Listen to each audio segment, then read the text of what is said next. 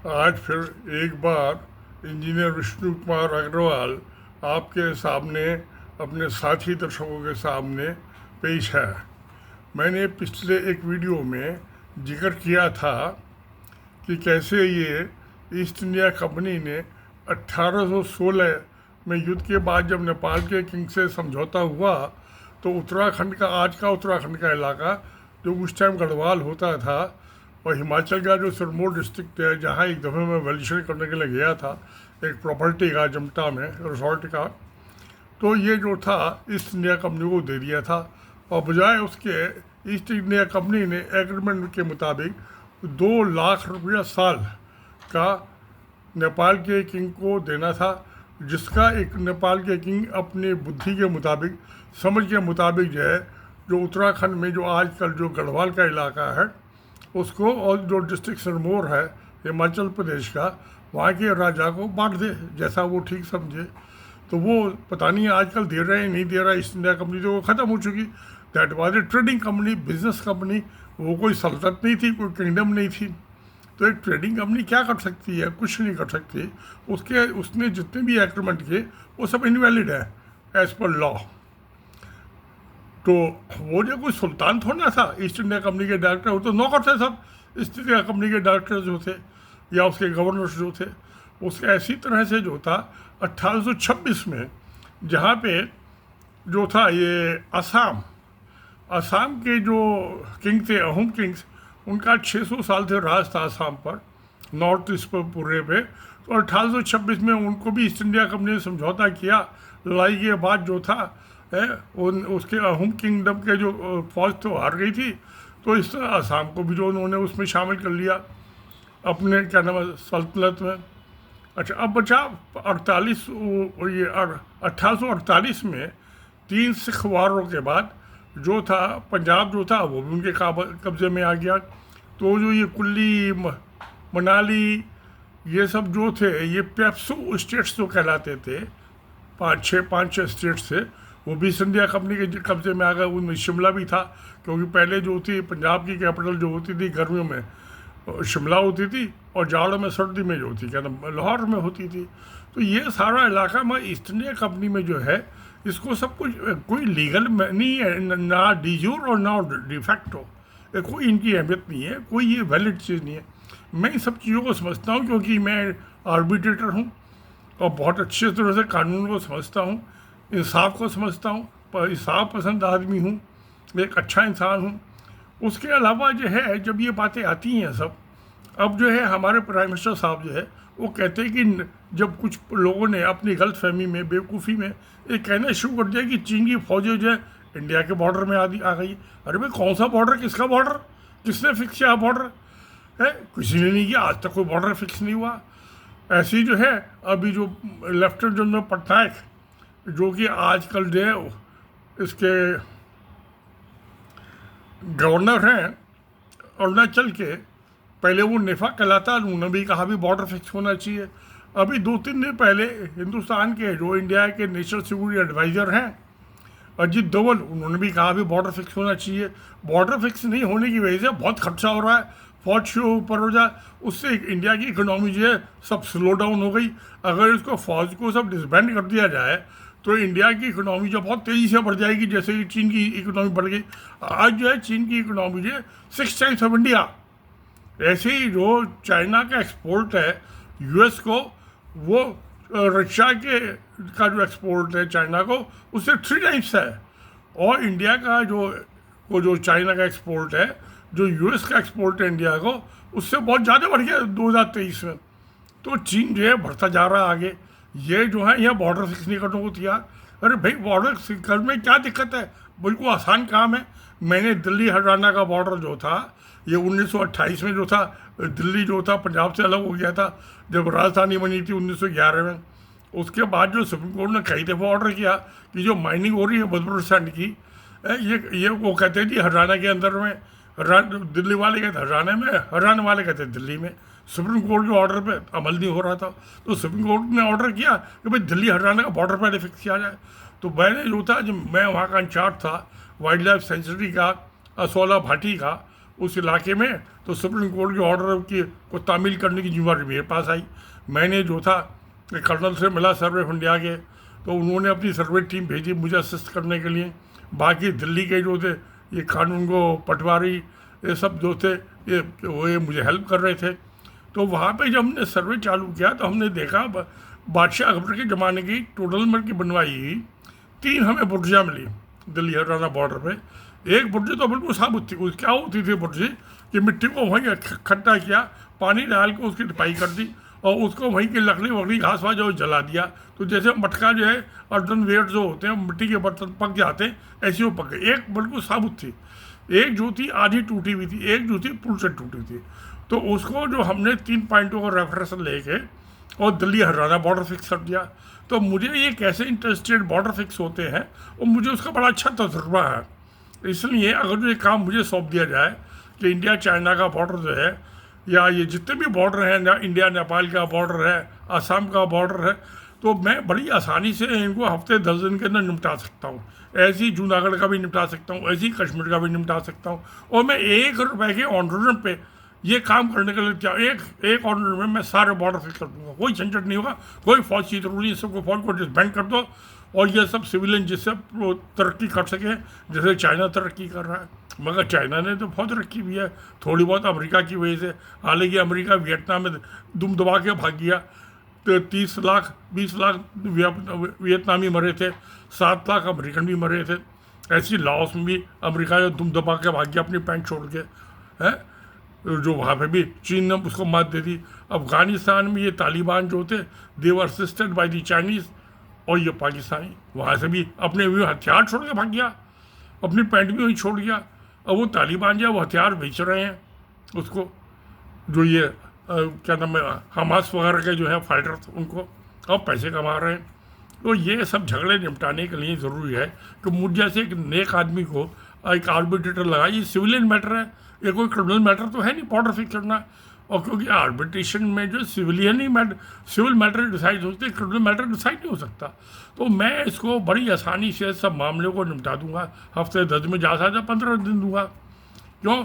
अब जिसकी लाठी उसकी भैंस। जैसे हमने यूपी गवर्नमेंट की ज़मीन होती थी ट्रांस जमुना में, एक सिग्नल था, वो जाके बैठ गया, उसने अपना ऑफिस खोल लिया वहाँ जाके।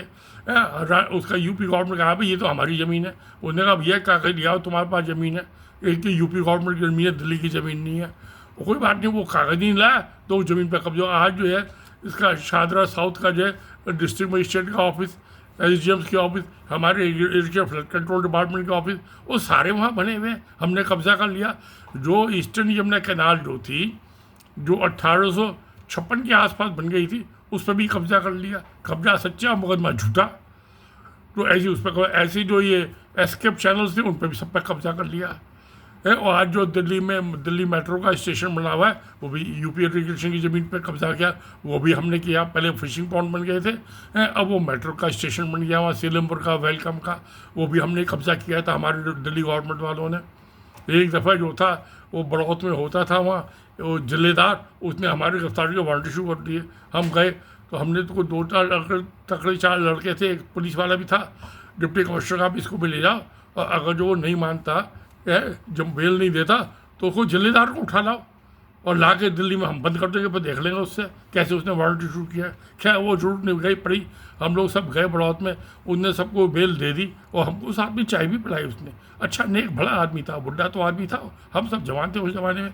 ये 76 की बात है, 1976 की।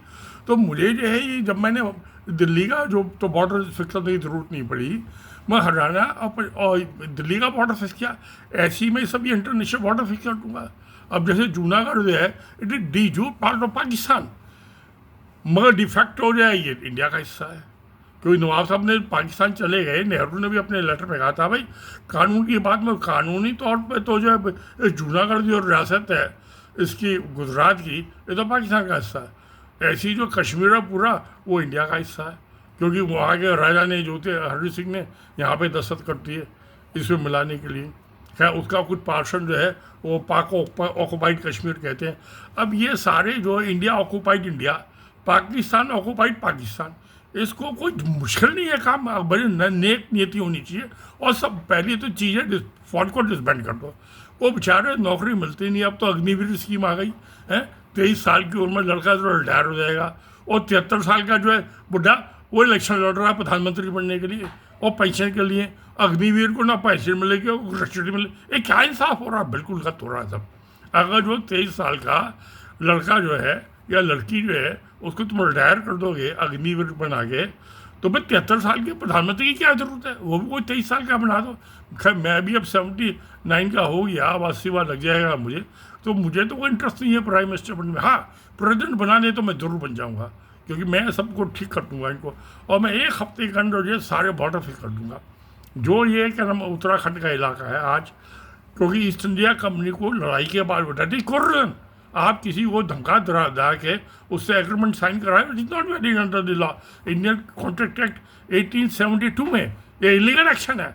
ऐसे ही जो आपने लड़ाई लड़के अहोम किंगडम को जो काबू में कर लिया, that was also illegal Indian Contract Act 72, that was part of कुर्रन। तो ये जो ऐसे एग्रीमेंट जो वैलिड नहीं है, तो इसने झंडा ख़त्म हो गया। अब जो देहरादून जो था वो जो था नेपाल का हिस्सा था। अब जो ये ऋषिकेश है हरिद्वार से ऊपर, ये सब जो था क्या नाम है इसका नेपाल का हिस्सा था। तो ये उसको वापिस दे दो, इनका डीएनए एक ही सारे पहाड़ी होगा, हिमाचल का भी डीएनए वही है। तो अब जो बॉर्डर फिक्स करना होगा इंटरनेशनल बॉर्डर है वो साउथ ऑफ देहरादून और ये क्या नाम हरिद्वार, ये तो इधर का हो गया और नॉर्थ का है। कश्मीर की सभी सुलझा जाएंगे, मैं उसको ईमानदारी से सुलझा दूंगा। असम जो है वो कर दिया। आपको चीन से लेना देना क्या? हमारा तो बॉर्डर टेस्ट नहीं होता चीन से, बेकार का झगड़ा करें। तो इसलिए अजीत डोभाल साहब जो कह रहे हैं, हिंदुस्तान के नेशनल सिक्योरिटी एडवाइज़र, अब जब चीन से कोई झगड़ा नहीं बचा, पाकिस्तान झगड़ा, तो फौज किस बात के लिए रख रहे हो? जनता को मारने लड़ रहे हो, डराने के लिए कर रहे हो कि हमको वोट दे दो। तो ये सब चीज़ें ऐसी हैं, बड़ी आसानी से सॉल्व की जा सकती है, मस्त ज़रूरत है ईमानदारी की। अजीत डोभाल साहब भी जानते हैं कि भाई ये फौज पे बहुत खर्चा हो रहा है, ये निकम्मे हैं सब के सब कुछ करते कराते नहीं है। अरे भाई दूसरे दिन लड़ते तो आपस में लड़ो। सिख जो है सिख एलाई से लड़े, डोगरा जो है उससे लड़े, कुमायूं वालों से, नागालैंड जो है वो उससे लड़े, महाराष्ट्र जो है वो महार रेजिमेंट है वो उससे तमिलनाडु वालों से लड़ना तो तुमको शौक है तो लड़ो। किसने मना किया तुमको लड़ने के लिए? खूब लड़ो, जम के लड़ो, मगर पैसा मत मांगो। ये जनता का पैसा है, टैक्स पेयर बड़ी मुश्किल से है। इनकम, अच्छा मजे की चीज़ है, इनकम टैक्स भी ले रहे हैं, और जब मुझे इनकम तो टैक्स दे दिया, फिर उस पर एक्सपेंडिचर टैक्स भी रही, जीएसटी लगा दी। अरे भाई इनकम ले लो, टैक्स ले लो या एक्सपेंडिचर टैक्स ले लो, एक लो ना। जनता को दोनों हाथ से लूट रहे हो। यही भी टैक्सेशन की भी पॉलिसी गलत है जो है कि भाई इनकम पर, और जब मैं उस इनकम को खर्च करूँगा, मैं बिस्कुट लाऊंगा, चाय की पत्ती लाऊंगा, दूध लाऊंगा, तो फिर मैं उस पर जीएसटी पे करूँ। एक ही चीज़ पे, कमोडिटी पे एक ही आदमी पर डबल टैक्सेशन। तो ये सुधार होना चाहिए। 1923 में बर्मा से नॉर्थ बर्मा में लड़ाई करने के लिए इसको ब्रिटिश गवर्नमेंट को पैसा चाहिए था, उन्हें इनकम टैक्स लगा दिया। अरे भाई एक टैक्स लगा लो, क्यों जान खा रहे हो जनता की? एक टैक्स लगाओ उसे एक दफ़े में, इनकम टैक्स लगाओ या एक्सपेंडिचर टैक्स। जो जीएसटी है वो एक्सपेंडिचर टैक्स है, इनकम टैक्स है जो हमको इनकम होती है। एक दफ़ा टैक्स लो है तो भाई ये जब फौज को डिसबैंड कर दिया तो फिर पैसे ही खाई क्या जरूरत रही? दाल रोटी खाने के तुमको कितने पैसे चाहिए? ये सारे पॉलिटिशियन चोर हैं, रिस्पेक्टिव ऑफ देयर पार्टीज। तो इस तरह से मैं बॉर्डर को बहुत आसानी से सॉल्व कर सकता हूँ। ये गुजरात का जो है जूनागढ़, पाकिस्तान के जो उसके नवाब ने साहब ने साइन किया, हमको क्या लेना देना उससे जूनागढ़ से? मैं जूनागढ़ हाउस में भोपाल में सन 56 में जब मेरे फादर डेपुटेशन में गए थे BHEL में, भारत हैवी इलेक्ट्रिक लिमिटेड में, उन्होंने उसका अकाउंटिंग सिस्टम मैनेज मिल गया था। तो जूनागढ़ के नवाब साहब जो थे, लेक के किनारे उनका पैलेस था, हम तकरीबन 6 महीने रहे, और सामने जो थे भोपाल के जो नवाब साहब थे उनकी पहाड़ी के ऊपर कोठी थी, और ये जो जूनागढ़ नीचे था। अब तो मैं मुझे एक सज्जन बता रहे थे बंगलौर में कि उसमें 5 स्टार होटल बन गया है। चलो वो होटल बन गया, कोई बात नहीं, वो बहुत बढ़िया बिल्डिंग थी नवाब साहब की। उसका बाथरूम जो था वो भी 10 फुट बाई 10 फुट का था, और मार्बल के सिंगल पीस में उन्होंने खोद के और गुलाब के उसमें पंखड़ियाँ लगा रखी थी साइड में, बहुत ब्यूटीफुल उसके वो बाथटब थे। ज़मीन के अंदर जो थी नालियाँ बनी हुई थी उसको क्लाइमेट कंट्रोल करने के लिए, बहुत ब्यूटीफुल था। दरवाजे जो थे वो भी 8.5 फुट ऊँचे थे, क्योंकि नवाब साहब का कद तो छोटा था जूनागढ़ के नंबर का, वो ताज लगा के चलते थे, तो ताला लगा के चले गए तो वो उसकी हाइट बढ़ गई ना, बेशक आर्टिफिशियल बढ़ गई। बहुत बढ़िया बिल्डिंग थी और पता नहीं क्या हुआ क्या नहीं हुआ। क्योंकि सन 56 के बाद जो था, मैं छठी क्लास में पढ़ता था भोपाल में, उस ज़माने में जो था मैं देखा था और रहा भी था, उसको एंजॉय भी किया है। तो वो पता नहीं 20-22 एकड़ में बना हुआ था। आजकल वो जो पाकिस्तान से 2 भाई आए थे उनको मुआवजे में जो था वो दे दिया था। वो जूनागढ़ हाउस जो था उसने पता नहीं क्या कमर्शियल एक्सप्लॉयटेशन किया, होटल बनवा दिया। चलो बनवा लो जिसकी जो मर्जी हो, मुझे क्या लेना देना। अब तो मैं दोबारा भोपाल जाने का नहीं, जूनागढ़ में मेरे रहने की इच्छा भी ख़त्म हो गई है। तो मैंने जो अपनी लाइफ में जो बेस्ट अकोमोडेशन जिसके अंदर रहा वो दैट वाज जूनागढ़, नवाब जूनागढ़ साहब का हाउस। तो मुझे जूनागढ़ के नवाब साहब से इसलिए हमदर्दी है कि उन्होंने बहुत बढ़िया अपना पैलेस बनवाया था भोपाल में लेक बरामदे में बैठो, सामने जो हिंदुस्तान की सबसे बड़ी लेक भोपाल लेक जो थी दिखाई देती थी। और ये जो है जब हम इसको ज़मीन को जो इसके नेपाल की थी, नेपाल की ज़मीन नेपाल को वापस दे दें। आसाम की जैन यूनान प्रोविंस जो थी चाइना की, भैया उसको ले लो भैया, तुम अपना संभाल टंडेरा, हमको क्या लेना देना आसाम से। ना हमारी को ननिहाल है ना ही कोई ससुराल है।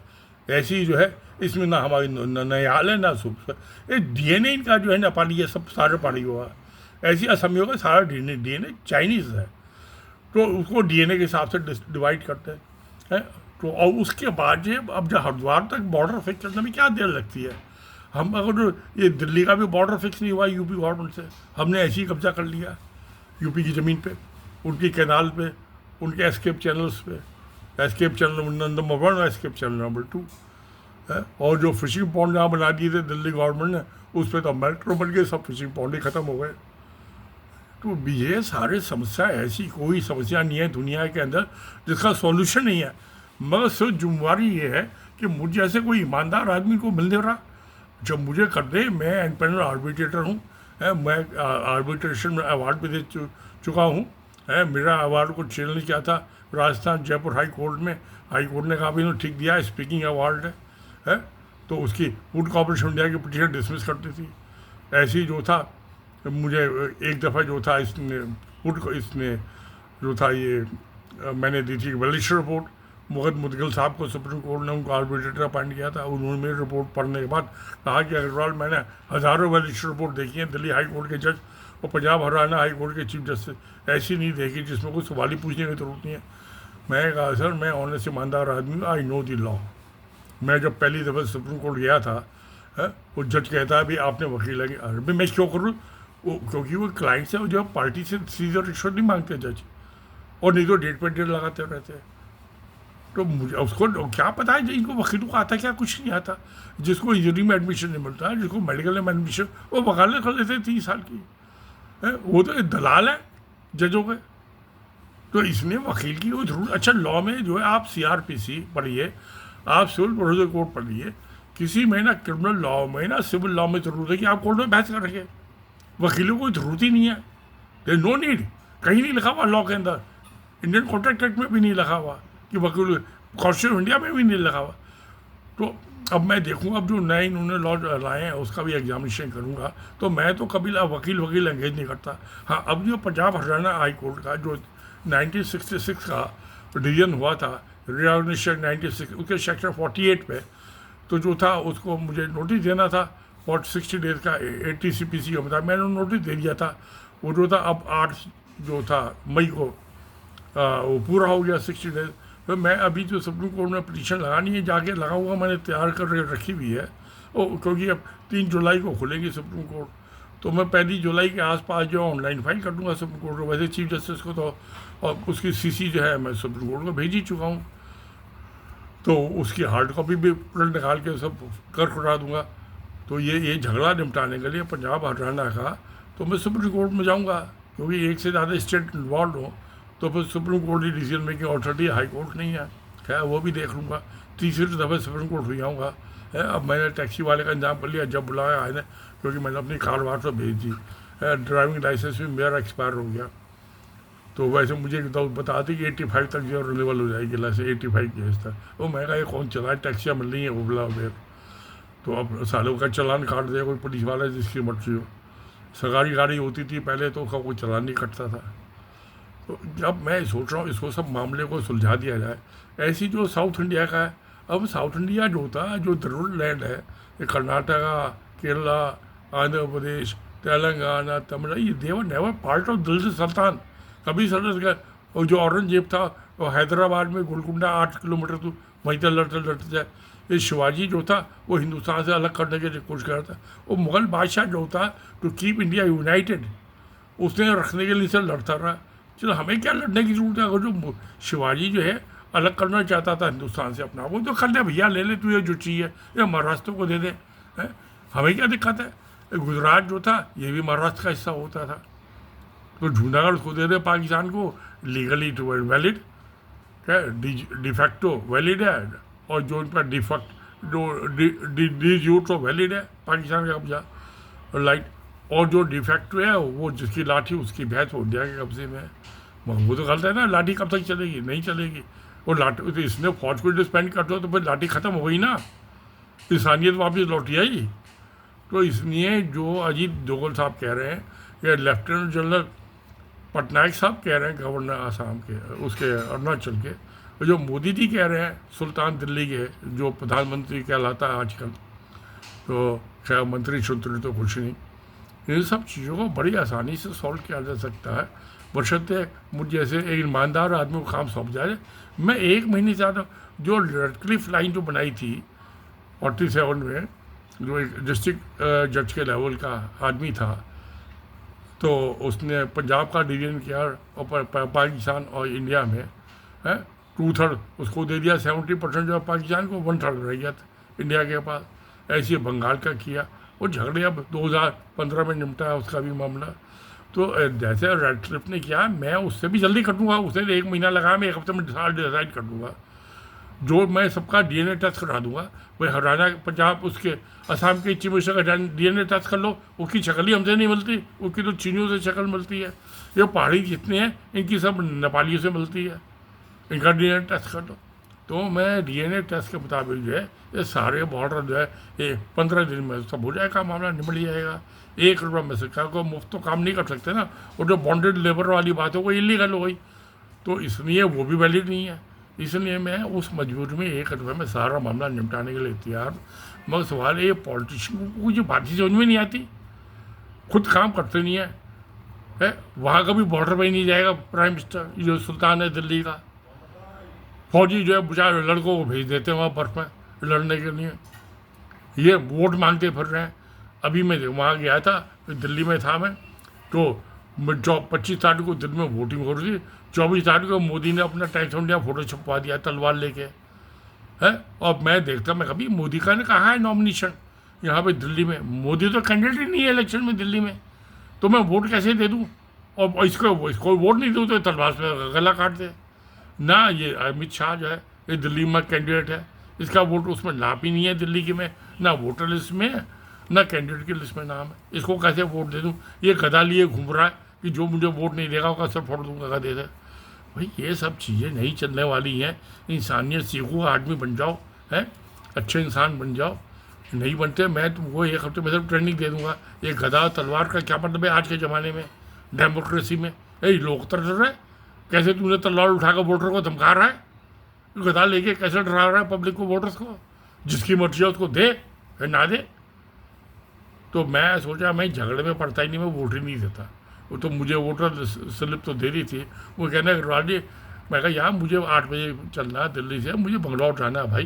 कहता अग्रवाल जी वोटिंग तो 7 बजे से चालू हो चुकी है, कहता कोई आदमी नहीं आ रहा वोट डालने। मैं कहा समझदार आदमी क्यों आएगा वोट डालने, को क्या लेना है? इसलिए क्योंकि इन्होंने गधा दिखाया जनता को, वोटर्स को, और वो तो मोदी तलवार लिए घूम रहा है डरा रहा है सबको। तो इसलिए आधे आदमी तो वोट ही डालने नहीं गए कि भैया हम किसको अपनी मर्जी से वोट डालें, हम तो डालेंगे नहीं इनके तलवार का दम के नीचे और गधे के दम के नीचे।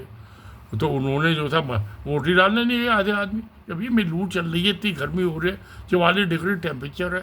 एक घर से बुला के रहा, उनने कहा चल तू आ रहा हूँ मैं, कहते आए नहीं, शाम तक वोटिंग क्लोज हो गई। उसका तो टाइम फिक्स होता है ना, तो वो वोटिंग क्लोज हो गई। अब कर लो तुम ऐसी तैसी करा लो। अब इन्होंने क्या तरकीब की, हर इलेक्शन कमीशन ने, क्योंकि तो नौकर है मोदी अमित शाह के, भाई इनको नौकरी दी है तो उसको नौकरी तो नौकर तो कुछ मालिक का मानना ही कहना पड़ेगा। इन्होंने सारी पार्लियामेंट की कॉन्स्टिट्यूंसी में 20-25 हज़ार 30 हज़ार वोटें जो है बोगस पड़वा दी। इसलिए वो फिगर में बता रहे, परसेंटेज में बता रहे कि भाई मोदी को जिताना ही पड़ेगा जब उसने नौकरी दी है हमें, हैं। तो भाई सवाल ये है, तुम इलेक्शन कमीशन साफ पसंद आदमी होने चाहिए, और तुमने चोर को इलेक्शन कमीशन बना दिया। इनको तो 409 में इन पर तो criminal breach of trust by public servant का मुकदमा चलना चाहिए, उम्र कैद की सजा होनी चाहिए इन तीनों इलेक्शन कमिश्नर्स को, चोरों के सरदारों को। वो कुछ नहीं हो रहा है, क्या ही हो रहा है, कैसे मुझे चला रहा है, मुझे समझ ही नहीं आ रहा। एक अच्छे ये जो है ऐसा करे इसको, जो से गजटेड ऑफिसर्स हैं उन्हीं को इलेक्शन लड़ने की अथॉरिटी हो, और वही वोटर होने चाहिए। ये ना मोदी का भी रजिस्टर्ड ऑफिसर रहा, ना कभी ये नौकरी की है। चोर बाजारी खूब की है, नोट बड़े कूटे हैं इन्होंने। चलो भैया वो भी कर लो, हमें क्या फ़र्क पड़ता है, हमें तो पेंशन मिल रही है आराम से, आधी पेंशन भी खर्च नहीं होती, आराम से चल रही है जिनकी। अच्छा भाई चलो ठीक है, नमस्कार, धन्यवाद।